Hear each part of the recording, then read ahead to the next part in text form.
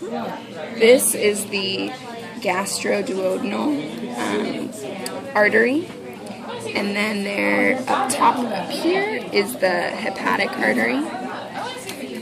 This is the superior pancreaticoduodenal artery. So it's superior and it is pancreatic and duodenal artery. That helps. And then here we've got the intestinal arteries, and then they branch into the middle colic artery. And then running up here we have the splenic artery going to the spleen. And then we have, the splenic artery again is over here. We're going to turn to the back.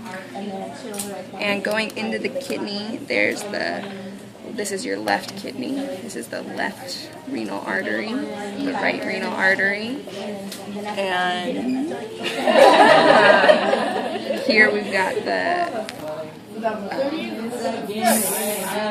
iliac artery and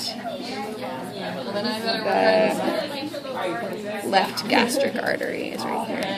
And then for veins, we have this main one right here is the suprarenal, it's the portal vein. This is the splenic vein going to the spleen back in there. And then these are the, this is the left renal vein, the right renal vein, and this is the left ureter, right ureter, turning back around. We have the suprarenal artery and veins.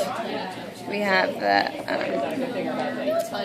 superior mesenteric vein, this is this bigger one. The middle colic vein is right here, it comes off the top of the superior mesenteric vein. And then this is the intestinal veins. So we have the intestinal veins, the intestinal arteries, and then the splenic vein goes to the spleen. This is the main trunk of the portal vein.